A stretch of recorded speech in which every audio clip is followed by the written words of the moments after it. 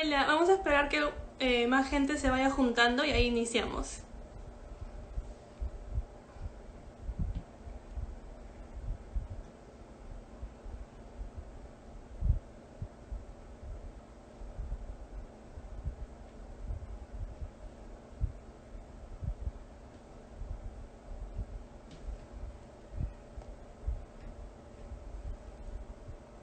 Hola, Gina.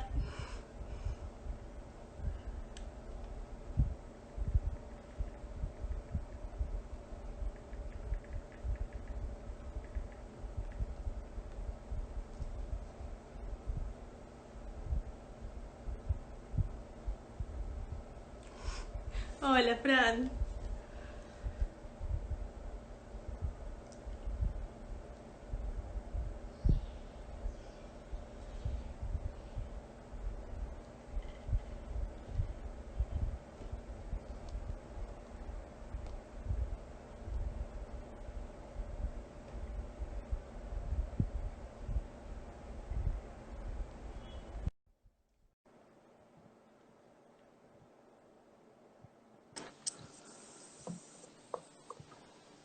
Buenas, Hola, ¿se me Mafe, ¿qué escucha? tal? Te escucho, pero Queda. estás al revés. Ahí está. Ok, voy a desconectar entonces esto. ¿Se me escucha bien ahí? Porque quizás queda el micrófono abajo. Sí, ahí te escuchamos bien. Ah, perfecto, te escucho. Genial. Hola, Agus. Acabo de dar un contacto. Vamos a esperar de ¿Cómo? repente un minuto más y comenzamos. Igual solo Sí, tenemos una hora, o sea que tenemos que ir economizar el avanzando. tiempo. Sí. Espero que no moleste que tome mate. No, para nada, yo también tengo mi agua. Ah, ¿toman Lista. mate allá? No, mate, bueno, tomamos té, pero no, mate no. Pero yo tengo agua. Mm, bien, bien. Es una manera de hacer algo con las manos, si no me aburro. Bueno, vamos iniciando entonces. Mauro, no sé si tú te quieres presentar primero y después me presento yo. Dale. Bueno, mi nombre es Mauro Colombo, soy licenciado en psicología de Argentina, trabajo en Argentina, estoy especializado en análisis de la conducta y trabajo con población con trastornos del desarrollo y más específicamente con trastorno del espectro autista. Eh, Dentro del área realizo diferentes cosas. Trabajo como terapeuta en consultorio, en algunos casos en domicilios, superviso algunos tratamientos. Eh, También tenemos, junto a otros colegas, una formación en Argentina sobre análisis del comportamiento aplicado a esta población y también he asesorado a diversas instituciones en situaciones grupales. Por esto que a veces también se habla de que trabajamos únicamente en el uno a uno, Ujú. no trabajamos únicamente en el uno a uno. Pero bueno, básicamente no hay mucho más para presentar de mi parte, es lo que hago y en lo que me especializo. Bueno, lo mío es un poco parecido a lo de Mauro. Soy Alesia Mauri. Ahorita estoy en Perú, Mauro está en Argentina, ¿correcto? Sí. Eh, y bueno, también completamente enfocada más que todo en lo que es autismo. He trabajado con niños con síndrome de Down y algunas otras dificultades del desarrollo, pero digamos mi enfoque es un poco más lo que es autismo y bueno, en general ABA. Soy BCBA, que es analista conductual certificada, eh, que significa que tienes o sea, ambos tenemos la maestría en ABA y yo me he certificado hace poco. Y también, o sea, hago trabajo directo uno a uno, también trabajo mucho con las familias, hago supervisión también a distancia, tengo diferentes familias en diferentes países y también un poco el capacitar, es algo que he encontrado hace poco, pero que me gusta mucho, y capacitar o no solo a familias, pero también a cualquier tipo de terapeuta que esté interesado en esta rama y que esté interesado en poder ayudar a las familias con las que nos encontramos. Entonces, Mauro va a iniciar un poco con todo el aspecto de lo que es autismo, TEA, y después yo voy a hablar un poco más sobre ABA y vamos a dejar al final un tiempo también para preguntas. Entonces, Mauro, si tú quieres comenzar y si van saliendo preguntas, yo te voy avisando. Dale, dale. Sí, yo igual, bueno, voy viendo quién se va uniendo y si hacen algún comentario, Sí. cualquier pregunta respondo. Había pensado cuando estábamos pensando en lo de la charla cómo abordar autismo, porque es como un tema muy amplio, muy complejo, con Ujú. muchas aristas. Eh, Cuando hablamos de autismo siempre me gusta pensarlo desde, o entender un poco la historia para entender también cómo se llega a pensarlo de ciertas formas en la actualidad y cómo algunas personas lo siguen pensando de alguna manera, para mi gusto, un poco anticuadas. No sé cómo será en Perú, pero acá respecto al autismo, en lo que es terapeutas y miradas clínicas, hay todavía mucho por hacer, mucho por dar a conocer, muchos mitos por derribar y muchas confusiones. Tiro la primera, como que el autismo es un tipo de psicosis. No sé si allá lo dicen, ¿sí? Eso y que es una enfermedad. Bueno, bueno, compartimos cosas negativas, pero bueno, es una de las cosas que se dicen, que se siguen sosteniendo a veces en algunos círculos, y quizás está bueno a veces comprender cómo empieza a aparecer el autismo en la historia de los trastornos, o en la historia de la psiquiatría y de la psicología, como para quizás entender por qué algunas cosas siguen tan arraigadas. El autismo como término no nace exclusivamente como un trastorno, no nace con alguien que conceptualizado al autismo, con Kanner, sino que ya se venía hablando de autismo como característica de ciertos tipos de esquizofrenia. Ya desde principios de 1900 se lo venía nombrando, en algunos casos, este estar con uno mismo, este estar aislado, como una característica típica de ciertos tipos de esquizofrenias. Esquizofrenias igual o la analogía con la psicosis. Con lo cual, ya desde el inicio o desde el comienzo del uso del término hay como un emparejamiento de autismo y psicosis que cuesta bastante tirar para atrás. O descondicionar, no sé cómo llamarlo. Eh,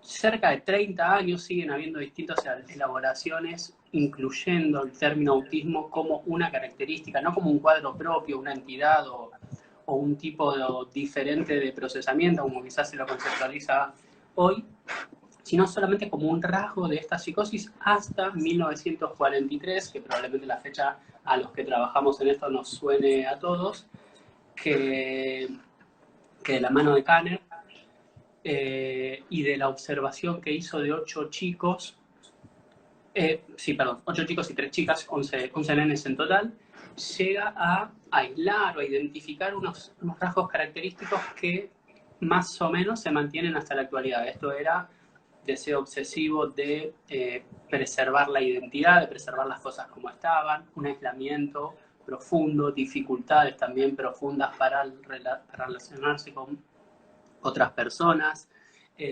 lenguaje desprovisto de sentido o ausencia de lenguaje, y él lo llama una conservación de una fisonomía normal o pensativa, es decir, personas que a simple vista no se las identificaba como distintas, entre comillas, sino que tenían la apariencia de cualquiera de nosotros, no como puede pasar quizás con el síndrome de Down, que una persona ve a un chico con síndrome o una persona con síndrome de Down y le identifica a simple vista. Bueno, él llega a identificar esto por primera vez como un cuadro particular, como un cuadro atípico que merecía su propio lugar en los manuales de psiquiatría. Y bueno, comienzan a hacerse muchas observaciones, comienzan a aparecer nuevas investigaciones, él comienza a delimitar el cuadro mejor. Inicialmente él analiza como distintas etiologías, una de ellas lo pensó en su trabajo original, estaba relacionado con la relación con los padres, pero según lo que he leído yo y lo que he entendido, él se decanta más para una postura más genética. Los chicos ya nacían de esta manera. Bueno, en 1944 aparece Asperger en otra parte del planeta sin tener conocimiento del trabajo de Kanner. La anécdota me gusta contarla siempre porque me llama la atención la capacidad clínica que tuvieron estas personas para aislar rasgos y para llegar a conclusiones muy parecidas, con poblaciones distintas y sin conocer cada uno el trabajo del otro. No es que ninguno fue influenciado por el otro. Con un estudio de menos chicos y también llega a características similares con lo que más adelante, muchos años después, iba a denominarse el síndrome de Asperger, que hoy en día se lo conceptualiza como la vertiente, la variante de alto funcionamiento de autismo. Pero bueno, más allá de eso, porque ya me adelanté ahí como 50 años, el trabajo de Kanner y el trabajo de Asperger empezó a hacer que, bueno, se empezaran a visibilizar estas características en ciertas personas que las presentaban, y siempre hay como paradigmas en la psicología o como visiones que son más hegemónicas y que regulan la mirada que tenemos con respecto a otros. Y en esa época había hegemonía de la psicología psicoanalítica.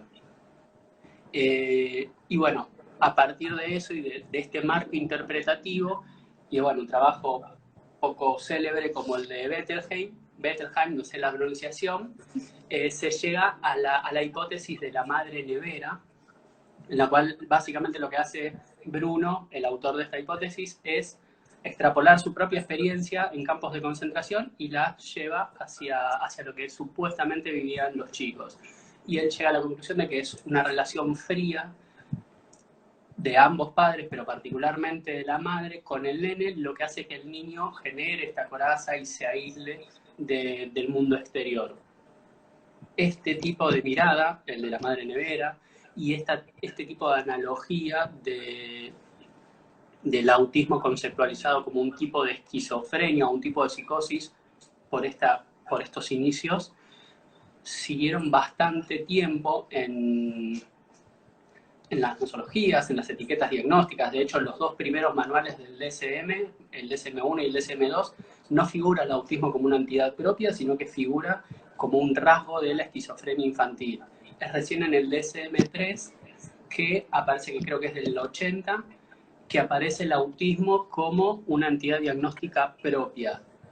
Para esa época creo que ya había hecho demasiado daño la postura psicodinámica en la conceptualización del autismo y en la mirada, y en parte seguimos arrastrando hasta hoy esta mirada psicodinámica, de verla como un problema en la relación con los padres, de verla como un rasgo de esquizofrenia. Yo me encuentro a veces debatiendo con colegas hoy en la actualidad sobre si el autismo es un tipo de psicosis o no. Y esto es importante aclararlo y me parece bueno conceptualizarlo y tratar de salirle al cruce rápido, porque este tipo de interpretación tiene efectos bastante nefastos en la clínica. O sea, no es que yo creo que es un tipo de psicosis, pero después en el tratamiento me baso en la evidencia y hacemos un buen tratamiento. Eso sería casi inofensivo.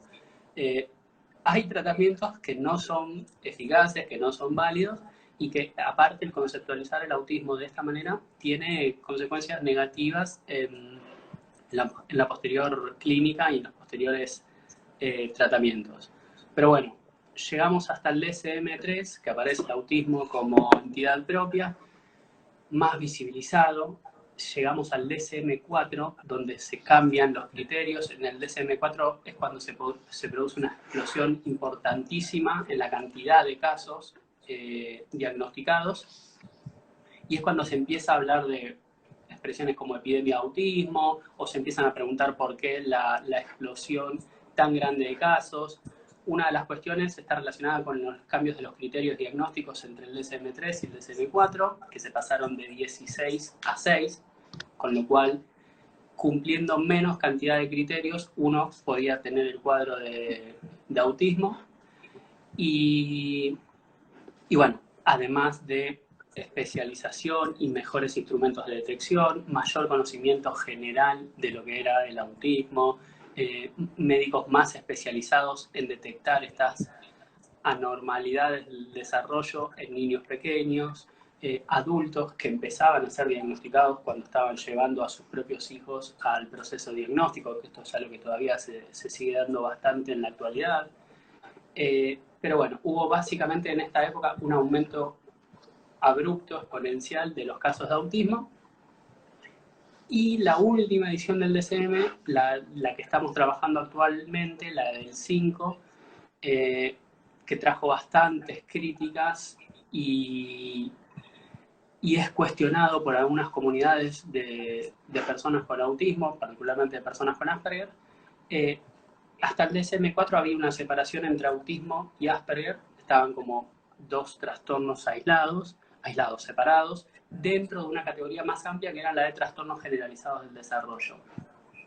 En el DSM-5, en el traspaso del DSM-4 al DSM-5, se elimina la categoría de trastornos generalizados del desarrollo, aparece la categoría global de trastornos del neurodesarrollo, en la cual se incluye el autismo, pero el síndrome de Asperger deja de figurar. Se cambia el nombre de autismo por trastorno del espectro autista, y con este nombre, y sobre todo con la noción de espectro, se hace referencia a una condición en la cual hay una variabilidad interna inmensa, y en las cuales tenemos personas con características totalmente distintas y a veces extremas. Personas que pueden tener estudios universitarios, se casan, viven solos, son autónomos y quizás sus dificultades se restringen a algunos aspectos sociales o sensoriales. Personas que son absolutamente dependientes, que no pueden realizar comportamientos de la vida diaria, que tal vez no tengan lenguaje o que tengan lenguaje muy reducido y que pueden presentar problemas de conducta severos. Estos dos extremos tan amplios se presentan dentro del mismo trastorno del espectro autista, por lo cual hoy en día se consideraría que lo que antes era nombrado o etiquetado como síndrome de Asperger sería el autismo de alto funcionamiento, las personas que menos niveles de apoyo necesitan, y se sigue conservando, obviamente, el trastorno del espectro autista para las personas de nivel de funcionamiento más bajo. A la hora de los papeles, de los manuales, está todo dentro de lo mismo.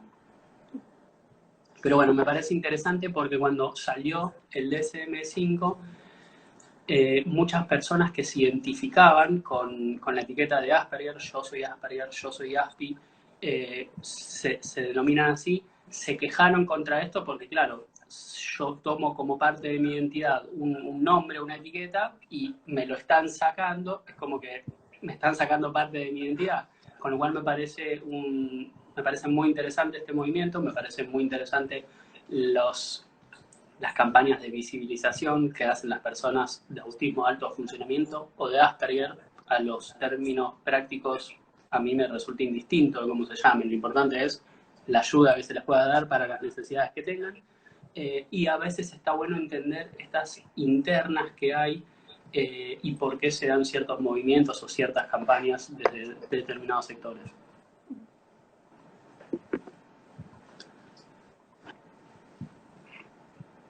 No sé si me querías comentar algo sobre esto. No, hasta ahorita vamos bien. Genial. Bueno, no sé si querés que comente algo sobre el autismo y, no sé, el tratamiento, sobre ABA, sobre...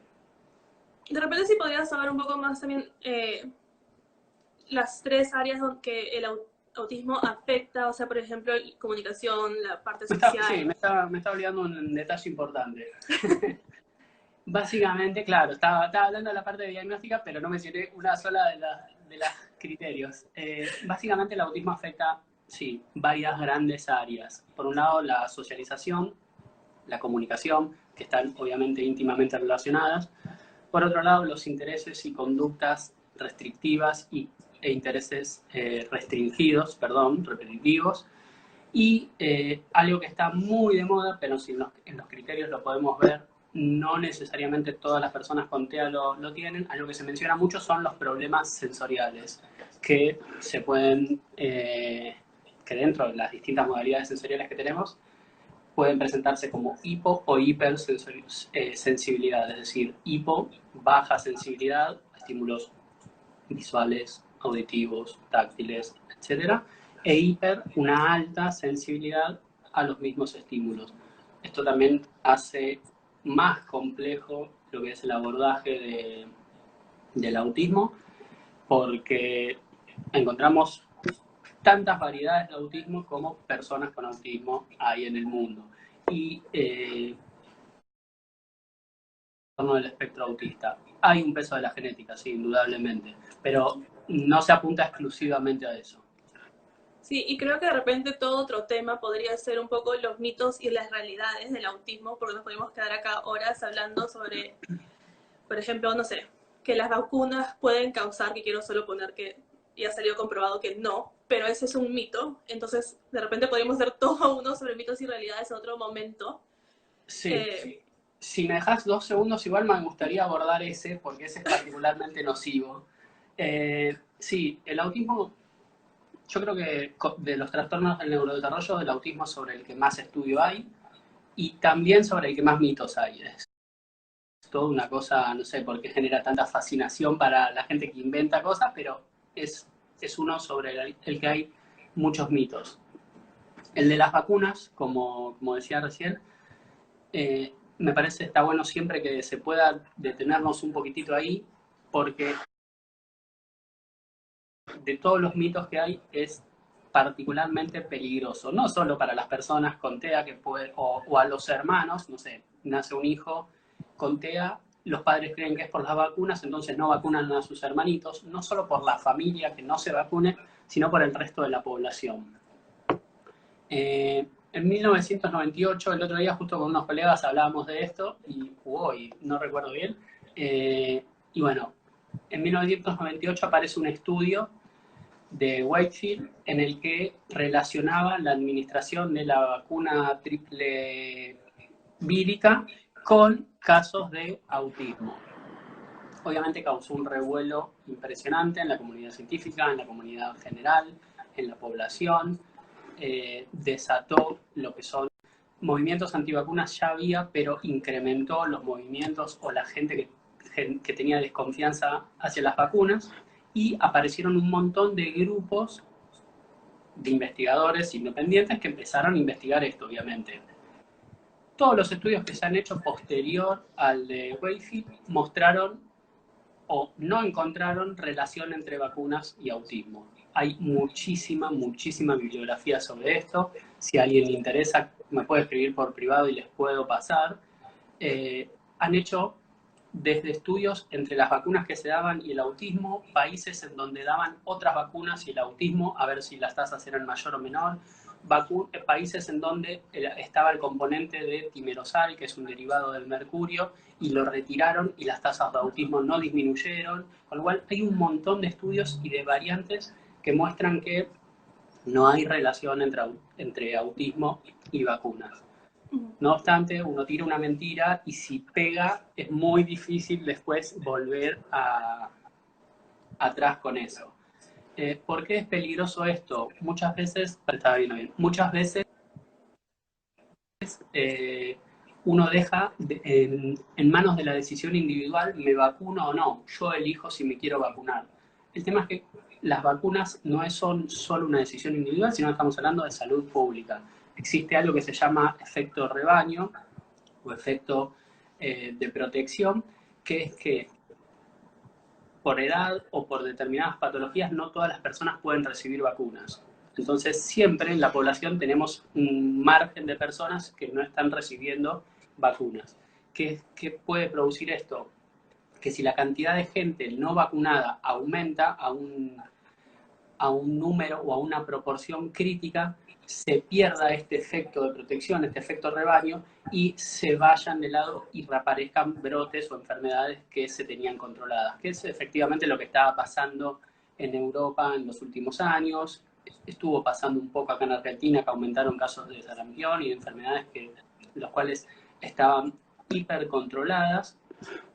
Pasa que dejamos de hablar de eso con el coronavirus, pero son fenómenos que se vinieron dando y que estuvieron dándose y afecta a todos, básicamente. Que cierta cantidad o que cierta proporción de gente deje de vacunarse no los afecta solo a ellos, sino que también nos afecta a nosotros y a las personas que no pueden recibir vacunas. Razón por la cual, además de que no generan autismo, es importante tener en cuenta y siempre que se pueda aclarar este tema, porque posee implicaciones globales directamente. Claro. Acá hay una pregunta, de repente yo la puedo responder y ya después comienzo yo. O no sé si tienes algo más que decir, Mauro, sobre... No, si no había ninguna pregunta concreta, Ya. no. Yeah. Ahorita voy buscando a ver si hay más sobre un poco sobre autismo y si no inicio yo. Preguntan si un niño con TEA, que es trastorno del espectro autista, empieza a hablar a los 5 años y podría llegar a hablar correctamente en algún momento. Y claro, yo no tengo la bolita mágica porque uno, no conozco al niño, no sé qué tipo de, digamos, intervención ha llevado, pero entonces no, o sea, no podemos decir sí o no porque no tenemos bolita mágica y no conocemos al niño, pero sí también hay un mito que los niños con autismo llegan a un punto de su vida que creo que dicen creo que 5 o 6 años, no sé, porque yo no creo en ese mito, pero el que dejan de aprender. Y eso no es el caso. Si nosotros de, no sé, 30 años, 40 años podemos seguir aprendiendo, ¿por qué un niño de 5 años o 6 años no va a poder seguir aprendiendo? Yo conozco a un niño que comenzó a hablar a los 6 y ahorita tiene 9 y su mamá todo el día pone en Facebook todo, o sea, todo lo que habla y que no se calla y que, o sea, su lenguaje es completamente espontáneo, pero esto va completamente atado a la intervención que están llevando. Totalmente. Por lo menos no conozco un niño que, no sé, de un día para otro comenzó a hablar, por lo menos con autismo, porque con autismo tienes que buscar la forma de enseñarles. La mayoría de su aprendizaje no va a ser a través de un poco de imitación y ahí va también muy atado a lo que es ABA, que es, bueno, es el análisis conductual, pero ABA es las siglas en inglés, que es Applied Behavior Analysis. Y lo que hace ABA es ver, o sea, evaluar qué pasó antes de una conducta y qué pasó después y buscar la forma de, ok, si yo sé que, no sé, que tú quieres algo, ¿cómo modifico tu entorno o cómo te enseño para que tú igual logres, no sé, jugar con los carritos, pero no te tiraste al piso o me jalaste de la mano? Lo que hiciste fue o entregarme un picto o eh, entregarme un picto o decirme la palabra carritos o quiero carritos o señalar. Déjame ver si hay algunas preguntas más para ti, Mauri, después comienzo de repente Sí. yo. Está bueno eso, sí, está bueno eso que decís, porque también para la gente que quizás no sabe, o no estudió, o está estudiando, pero no está empapada de lo que es la bibliografía, estamos hablando de un trastorno del desarrollo que afecta todas las áreas en general de la persona, de la vida de una persona, y que si uno googlea tratamientos para autismo va a encontrar una lista casi ilimitada de tratamientos y de ofertas de tratamiento. Sin embargo, son muy pocos los que tienen evidencia y los que tienen evidencia en general son los que utilizan los principios del análisis del comportamiento. Con lo cual, más allá de que no hay una regla de que a qué edad tiene que empezar a hablar alguien o a qué edad pierde las chances definitivamente para hablar, no hay algo que se diga, ahora ya cumplió 8, ya no habla más. Puede pasar, son casos quizás más atípicos, pero puede pasar. Pero sí es importante el tipo de intervención que hagan. No es cuestión de que hagan muchos tratamientos porque sí, sino que en todo caso hagan muchos tratamientos, pero que sirvan. No solamente son los tratamientos, sino que tienen que tener ciertos componentes estos tratamientos para lograr determinados resultados. No da cualquier cosa lo mismo. Claro. Y un ejemplo que yo siempre doy, yo estudié y viví muchos años en Estados Unidos, y en Estados Unidos ustedes saben que es todo protocolo, o sea, no hay, todos siguen, o sea, siguen las reglas. Entonces, por ejemplo, los seguros, porque allá sí, los seguros sí cubren ciertas terapias o cubren, bueno, no todas, los seguros, la única terapia que cubren es ABA.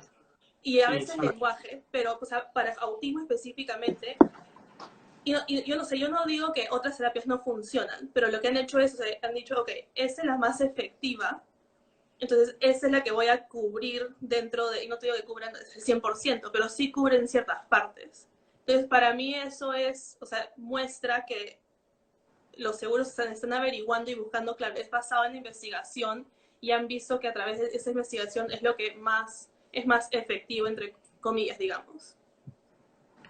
Sí, Sí, sí, nada, hay más de 40 años de investigación de análisis del comportamiento y siempre los resultados han sido sistemáticos, comparados con otros tratamientos han sido en general superiores y si bien la ciencia va avanzando y se van descubriendo nuevas cosas y los tratamientos en ABA hoy no son igual de lo que eran hace 40 años, eso también está bueno aclararlo, y hay varios tratamientos o hay modelos basados en ABA, por eso no me gusta, a mí particularmente no me gusta la frase el tratamiento ABA o la metodología ABA, porque no es una metodología, y hay variedad, nada, siguen demostrando solidez en los resultados, siguen mostrando avances en cuanto al lenguaje, coeficiente intelectual, disminución de conductas problemáticas, autonomía, motricidad, etcétera, reportan en resultados.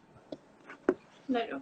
Y otra, bueno, no es o sea, sí es verdad que ABA ha sido más, o sea, se utiliza más en todo el campo de autismo, pero también es importante que, o sea, se utiliza en deportes, o sea, al ser basado en lo que es aprendizaje, no es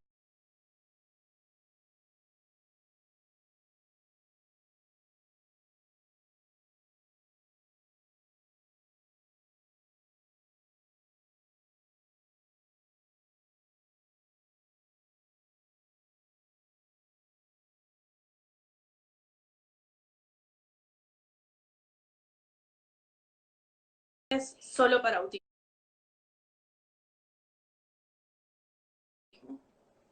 Porque, o sea, hasta mi mamá lo usa con mi papá para hacer las cosas cotidianas de la vida.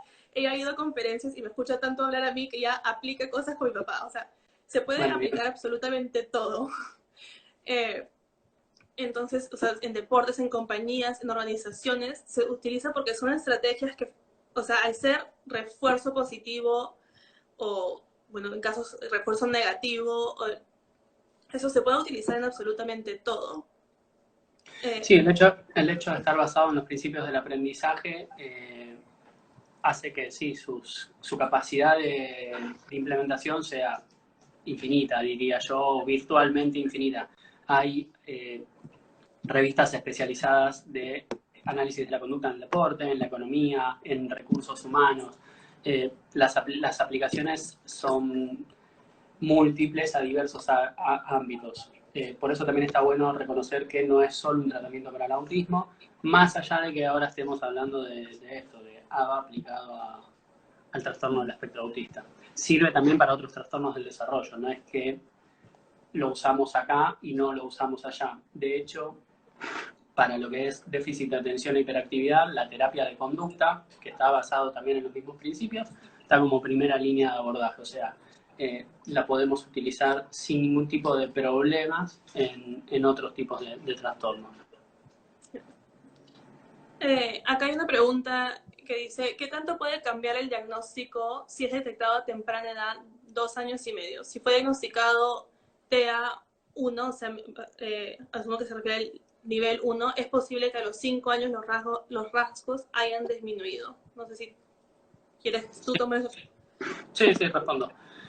Los criterios diagnósticos, más allá de que se hacen en base a investigaciones y en base a consensos, son una serie de criterios conductuales, básicamente. La persona hace o no hace ciertas cosas. Agarren el diagnóstico que quieran y lo van a ver. Pero vayamos a autismo en particular, que es de lo que estamos hablando, y la persona tiene ciertas dificultades acá, ciertas dificultades allá, posee intereses restringidos, tiene dificultades sensoriales, etcétera.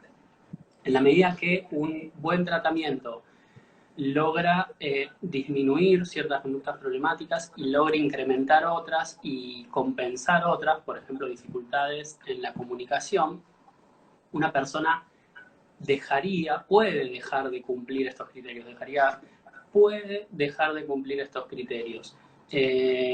Uno de los estudios más famosos de análisis de la conducta en autismo es el de Logas, que es con el cual arranca el tratamiento global y comprensivo, y justamente la mitad o cerca de la mitad de los participantes del estudio mostraron luego del mismo un funcionamiento normal. Entonces, es factible. Yo quizás no lo tomaría como el objetivo que pierda el diagnóstico, pero ¿por qué? Porque ponemos una expectativa muy alta que quizás después no se cumpla y uno termina teniendo un criterio de fracaso cuando en realidad hubieron un montón de avances que se perdieron de vista solo por querer perder el diagnóstico. Pero como ser posible, es posible. En la medida que la persona deja de cumplir con estos criterios escritos en un manual, pierde el diagnóstico. Si sigue siendo particular o no, si sigue teniendo un sistema distinto de procesamiento o no, esas son preguntas que se abren para otro tipo de debates. Pero sí, en términos técnicos puede perder tranquilamente el diagnóstico. Sí, yo también he tenido preguntas parecidas y lo que podemos decir es que en papeles tú podrías decir que ya no cae dentro del espectro, pero sí es bueno aclararlo que el autismo, al no ser una enfermedad, no es que hay una cura. Entonces el niño nació con autismo y siempre lo va a tener, pero si en papeles se vuelve a evaluar cada cierto tiempo y aprende lo suficiente o no tiene ciertas conductas, digamos, no deseadas o inapropiadas, como las queremos llamar, y entonces ya no tiene esas características que nombra Mauro. Entonces, claro, podrías decir que no tiene suficiente puntaje o características para caer dentro, pero sí hay que aclarar de que el niño que nace con autismo va a tener autismo, pero de repente, no sé, la persona que no conoce sobre autismo de repente ya no lo nota. Yo justo estuve con una mamá que me dijo, nadie se da cuenta, pero algo importante con ella es que ella lo comenzó a los 2 años y ahorita tiene 6 años, entonces ella ha trabajado con él todo ese tiempo. Entonces, claro, todas esas cosas que de repente él mostraba a los 2 años y ya no los tiene o lo aprendió, entonces ya no tiene, o sea, eso ya no se nota en él. Me gustaría tomar la pregunta que hace Erika, que me parece que es muy buena y que es aplicable no solo para las familias, sino para nosotros también como profesionales o estudiantes. No sé si la viste. ¿Cuál sería, bueno, la leo, cuál sería Sí. la manera más fácil de explicarle a una familia que no sabe de ABA? Pregunta complicada igual, voy a tratar de ensayar una respuesta, pero ¿qué es lo que le explico yo a alguien cuando no sabe nada de esto? ¿Qué es ABA o en qué utilizamos o qué hacemos? Yo voy por el lado de que nosotros, todos los seres humanos, incluso también los animales, aprendemos de determinada manera. Tenemos ciertas reglas o ciertas formas de aprender que las hemos ido seleccionando como especie. Ahí quizás meto un poquitito a Darwin, pero que las hemos ido seleccionando como especie. Y que funcionan para todos, no funcionan solamente para las personas con autismo, sino que funcionan para nosotros neurotípicos y también para otros seres.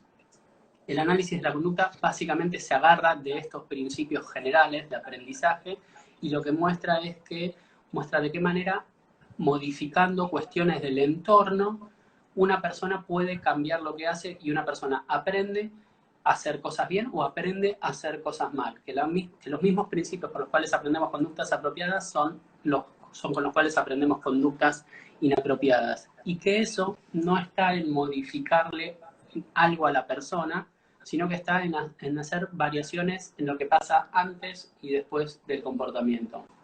Normalmente suelo poner malos ejemplos, porque no soy bueno para poner ejemplos, pero suelo poner malos ejemplos de situaciones de la vida cotidiana, de cómo nosotros ajustamos nuestro comportamiento de acuerdo a lo que pasa adentro y afuera nuestro. Pero si yo estoy hablando con alguien y esa persona se da vuelta y se va, yo dejo de hablar, porque simplemente esa persona me está ignorando, con lo cual algo que sucedió afuera, algo que yo no controlé, pero que sucedió afuera, alteró mi comportamiento. Ahora, si ustedes se van de todos de sala ahora, yo voy a dejar de hablar, no voy a seguir hablando solo, con lo cual ustedes habrán generado un efecto sobre mi comportamiento. De la misma manera, le enseñamos a personas con autismo en el trabajo diario. A las personas y a las familias, porque el trabajo no es solamente con las personas con autismo. Sí. Hay una pregunta y la puedo responder yo, ¿hay un máximo de tiempo para terapia ABA o quizás después ya no funciona? siempre cuando alguien inicia una intervención, lo que yo he visto es que se recomienda un mínimo de 2 años. Pero eso no significa que después de 2 años, ese 2 años no es porque deja de funcionar. Porque si deja de funcionar, estamos haciendo algo mal. Lo que tenemos que cambiar es no objetivo, pero cambiar de estrategia. Y no te estoy diciendo que donde reciban terapia no funciona, pero porque de repente hasta yo misma podría utilizar ABA conmigo misma para aumentar o disminuir ciertas conductas. Y yo no soy perfecta, entonces siempre va a haber algo para mejorar. Entonces podría ser, no sé, la forma que hablo, o yo utilizo demasiado las manos, no se ve tanto, pero yo utilizo demasiado las manos, o cuando estoy nerviosa juego con mi pelo. Entonces podría yo siempre modificar cosas. Entonces, no es que Yo hay de un Yo estoy máximo. haciendo, perdón, un procedimiento de moldeamiento para jugar mejor al ajedrez. Y me va funcionando, ¿eh? Sí, sí, me voy poniendo siempre personas que juegan un poquitito mejor que yo, pero no tanto. Y Que, es un poco frustrante porque pierdo seguido, obviamente, si juegan mejor que yo, pero va funcionando, voy aprendiendo a jugar mejor. claro, y algo que dijo alguien antes es que un programa, o sea, ABA, una de las cosas buenas que tiene es no solo que es integral, o sea, que se enfoca no solo en lenguaje o no solo en la parte, digamos, que sería lo ocupacional o, no sé, de la vida cotidiana, pero se enfoca en todo. Pero muy aparte de eso es completamente individualizado. Entonces, como tú bien decías, que no se puede agarrar solo porque tiene un diagnóstico de autismo, agarro, no sé, el protocolo de ABA y se lo entrego. O sea, no. Se tiene que evaluar completamente al niño, al individuo, puede ser adulto. Yo estoy acostumbrada a decir niño porque yo trabajo más que todo en intervención temprana, pero puede ser con adultos y basado en esa evaluación, en las habilidades que tiene, las fortalezas, habilidades, o sea, ABA se hace enfocado en eso. Entonces, y siempre van a ver, y cuando logra eso, cambiamos a otra cosa que le podría, de repente, que no fue tan importante al inicio, pero ahora sí es importante. O sea, si el niño no hablaba, necesitamos que hable, o que no que hable, pero de repente que se comunique de alguna forma. Ahora que se puede comunicar, que se comunique con los amigos del nido, porque quiere el color y no se lo pide. Entonces, siempre va a haber cosas que trabajar. No estoy diciendo que el niño va a estar eternamente en terapia, pero y tampoco deja de funcionar porque hay que solo buscar la forma de seguir enseñándole, cambiar los refuerzos, evaluar. Eh, Erika pregunta sobre la cantidad de horas a la semana. Eh, Eso depende un poco del individuo, pero el mínimo debería ser 10 horas. Pero lo que la investigación o LOBAS ha mostrado es que debería ser 40 horas Claro, o lo máximo. depende, Eso claro, no, depende, perdón, eso no ¿sigo? significa, perdón, eso no significa que el niño va a estar frente a frente a una terapeuta o analista conductual, podemos dar diferentes nombres, instructora, lo que sea, por 40 horas. Eso significa que vamos a seguir aplicando todas esas estrategias en todos los momentos, digamos, mientras que el niño está jugando, cuando no está jugando, cuando come, y por eso es tan importante el componente que mencionaba Mauro, que el que las familias puedan trabajar, o sea, utilizar esas estrategias que las terapeutas, analistas conductual, quien sea, esté aplicando, la pueden aplicar en otros momentos, es lo que va a llegar al que el niño avance hasta más y más rápido. Porque nada me sirve que yo me ponga frente a, voy a utilizar Gina porque la conozco y la puedo usar como ejemplo, nada o sea, me sirve si yo trabajo con Gina y le enseño a nombrar o pedirme agua cuando tiene sed o galletas cuando tiene hambre si solo lo hace conmigo. Yo también necesito que su mamá o su papá o sus hermanos sepan esas estrategias para que también lo utilice en casa y no solo eso, ella lo generalice a diferentes entornos, que sabemos que a veces algo que sucede con nuestros niños, aprenden con una persona y les cuesta generalizar a otras personas, otros entornos, lugares, a otros objetos. Entonces, y eso es algo que digamos hay que siempre evaluar y tener en cuenta. Claro, independientemente de la cantidad de horas que estemos, que sean muchas o pocas con un chico, la realidad es que la mayor cantidad de horas las va a pasar con la familia y con otros, quizás en otros espacios significativos como la escuela. Si, como dice ella, no enseñamos estrategias que le permitan al chico generalizar estos comportamientos, no, es poco probable que se den en nuevos ámbitos. Y con enseñar estrategias no me refiero solamente a enseñarle estrategias de generalización o propiciar la generalización con el chico, sino a que estos ámbitos, la familia, la escuela, los profesores, quienes estén en contacto, sean capaces de propiciar estas oportunidades para reforzar conductas apropiadas y poner bajo extinción conductas inapropiadas. Bueno, sí, depende, la carga horaria depende mucho de la edad de atención, de la gravedad del trastorno, de la funcionalidad que tenga, depende de varias cuestiones, pero sí, no estamos hablando de tratamientos con 1 hora a la semana en general. Acá hay una pregunta, dice que tiene su hija de 7 años con TEA de alto funcionamiento y su hermana tiene un hijo de 3 años que probablemente también tenga un diagnóstico. ¿Qué tan probable es que ese papá también tenga otro hijo dentro del espectro? No creo que ninguna persona pueda responder esa pregunta. Probabilidades estadísticas hay, pero no te puedo decir un 20%, un 30%. Hay probabilidades. Sí. Quizás sí, para estar más seguros, ver la posibilidad de hacer algún estudio genético para ver si desde ahí les pueden dar algún porcentaje apropiado, pero no sería arriesgado decir un número nosotros.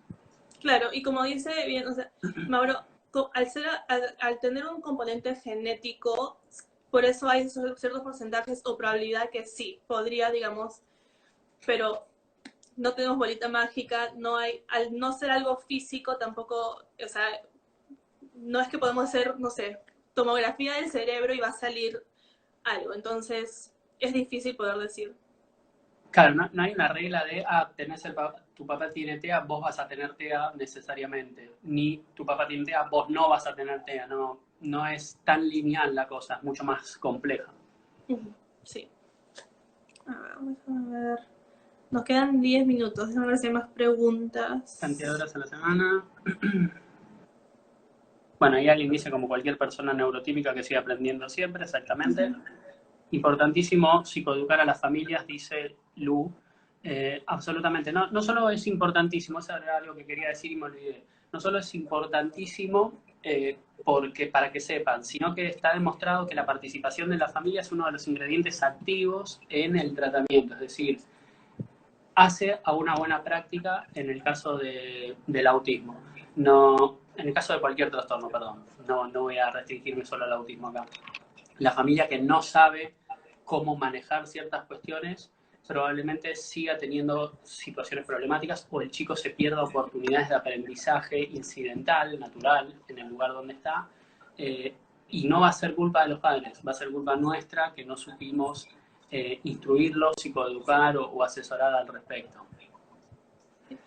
Acá hay uno que dice, para el diagnóstico de adultos que entrarían en el grupo de alto funcionamiento, ¿en qué criterios se basan? Y bueno, son los mismos del DSM. El DSM no lo hace por edades, es las características que se pueden estar presentes o no presentes. Entonces, y claro, el DSM, que es lo que se utiliza para diagnóstico, no solo para autismo, pero para todo lo que es diagnósticos psiquiátricos o psicológicos, pero va a ser en esas 3 áreas también que mencionaba Mauro, pero también va a ser en qué tanto apoyo externo necesitan. Y dependiendo de esos, qué tantos apoyos necesitan, ahí es donde se puede dividir un poco y ahí es donde van los niveles. No es tanto el alto funcionamiento, pero digamos, sería categorizado como el alto funcionamiento. Acá, perdón, Cristian Sí. pregunta cómo regular las conductas agresivas de un niño de 9 años con TEA. Es una pregunta complicada, Cristian. No conocemos a este nene, no conocemos qué es lo que ha aprendido, no conocemos cuál es la función de su comportamiento. O sea, básicamente de qué manera regularlas y haciendo un análisis funcional y a partir de ahí identificando qué es lo que mantiene este comportamiento agresivo y de qué manera podemos seguramente enseñar algo funcionalmente equivalente, que tenga la misma función, pero que sea adaptativo. Es decir, si el chico tiene conductas autoagresivas porque no quiere bañarse, por ejemplo, bueno, enseñar de qué forma decir que no quiere bañarse en lugar de golpearse o golpear a otros. Y después ver de qué manera reforzar estas comunicaciones asertivas o comunicaciones efectivas. Si el chico lo hace para pedir cosas, y lenguaje verbal, PECs, señas, como manera de competir con esta conducta agresiva y enseñándole de manera apropiada, pero no, esto es lo mismo que antes. ABA es una ciencia individualizada o que individualiza la aplicación, no hay una receta que esté regulada por conducta autoagresiva, hacemos esto, o 9 años hacemos lo otro. Depende de las condiciones del ambiente, justamente de lo que pase ahí y de cómo se esté reforzando esta conducta problemática. Aparte del genético, ¿cuáles otras causas hay en el trastorno del espectro autista? Y la única respuesta que te podemos dar es que no hay, o no sabemos actualmente aún cuáles otras causas hay. Hay ciertos componentes como los que mencionó Mauro, pero todavía no han encontrado algo específico y siguen haciendo investigaciones, pero aún no hay algo específico.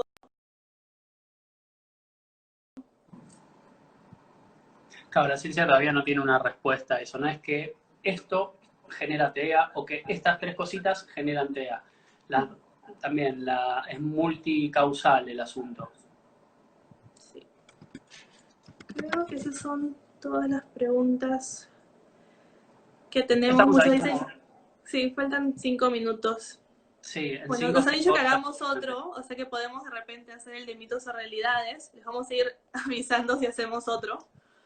Y de repente entrar un poco más. Perdón, a mí hablar de mitos en autismo y en ABA me encanta, así que sí, todas las veces que quieras. Acá hay una que puede ser la última, que es cierto que hay más autismo en hombres que en mujeres. Y la respuesta es sí. Ahorita, por lo menos en Estados Unidos, el número es 1 en 56 niños son diagnosticados con autismo, niños en general, o sea, niñas y niños, individuos. Pero no me acuerdo el número exacto, pero la mayoría son hombres o varones. Sí, la relación es más o menos de 4-1. Si bien ahora hay todo como nuevas investigaciones en lo que es TEA femenino y ver cómo quizás se solapa o ha pasado desapercibido. Las estrategias compensatorias parecen ser distintas en hombres y en mujeres. La proporción sigue siendo 4-1. Sí. Aprendizaje desarrollador quiere saber de mi formación. Bueno, yo soy psicólogo, estudié acá en Buenos Aires y me formé en análisis de la conducta en ABA España, además de otros cursos y otras capacitaciones, pero en lo que es directamente análisis del comportamiento. También me han supervisado diferentes personas de allá de España, así que...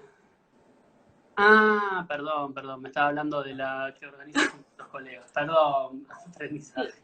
Erika pregunta si existe algún grupo de analistas o gente que quiera hacerlo en Sudamérica. Un grupo, bueno, desde que la gente que se certifica acaba de hacer un cambio donde solo van a certificar a personas de Estados Unidos o de Canadá, pero eso va a ser en 2 años. Después de que salió esa noticia, mucha gente de Latinoamérica se ha juntado para formar algo parecido y poder también certificar a personas. Que actualmente haya un grupo así ya definido, no estoy segura. No sé si, Mauro, tú sabes de una. No. Estoy en varios grupos de Facebook, pero nada oficial. No, nada oficial todavía. No, la verdad que lo de la BACB fue a fin del año pasado y yo que venía haciendo las supervisiones y todo, me cayó como una bomba en la cabeza. O Pero sea, puedes porque terminarlo. sí, Tú sí, puedes. poder puedo, pero bueno, me cayó como un baldazo de agua fría. Fue como un feliz fin de año y me tiraron el baldazo de agua fría. Sí. Le respondo acá a la persona que me hizo la pregunta. Ah, Damos sí. una diplomatura en la UAI, en Buenos Aires.